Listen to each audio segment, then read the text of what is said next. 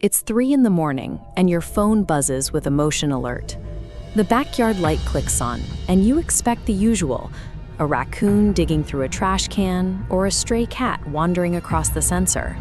We are conditioned to roll over and go back to sleep. The human brain quickly categorizes these late-night alerts as minor annoyances, writing them off as heavy wind passing through the trees. These cameras and sensors form a digital perimeter around our homes. We implicitly trust this invisible boundary to filter out the noise and keep the unknowns safely outside. But that trust creates a vulnerability. By conditioning us to treat motion alerts as routine, this technology actually trains us to ignore the warnings of a physical breach. Which brings us to a specific doorbell notification on one particular night, 3:14 in the morning. Something prompted the homeowner to open the app instead of closing their eyes. The live feed showed a solitary figure standing directly in front of the door. They weren't knocking, they weren't moving at all. A normal late-night visitor behaves predictably. They pace, they shift their weight, they check their phone, or they look around. This figure maintained absolute statuesque stillness. Watching a live feed of someone standing on your porch becomes suffocating when they refuse to acknowledge the lens. Every passing second amplifies the dread of waiting for them to finally move. The 3:14 timestamp documents a total, inexplicable absence of human behavior, a stillness that is far more unsettling than an act of aggression. The camera application captured a rigid 6-minute recording of the encounter. The timestamp provides an objective, minute-by-minute breakdown of what happened. During the first minute, the homeowner's brain frantically tried to rationalize the image on the screen. It is a lost delivery driver. It is a confused neighbor at the wrong address. By minute 2, those excuses dissolve.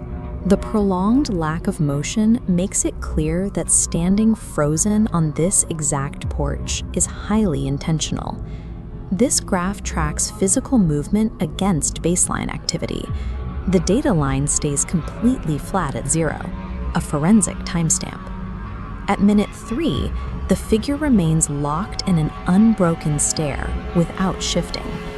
At the 4-minute mark, the microphone picks up an aggressive audio spike. It is a low, rhythmic whispering. The cadence mimics the steady, patient rhythm of someone slowly counting out loud. There are no identifiable words. The audio is purely rhythmic. This repetitive, measured sound registers as far more threatening than someone actively yelling or making verbal demands.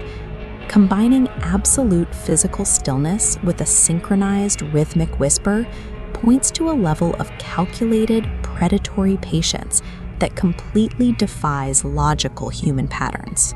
The situation reached a breaking point at exactly 3:20 a.m. when the homeowner finally reached for their phone to call for help. The exact moment they grabbed the device, the camera feed cut to 4 seconds of heavy, gray digital static.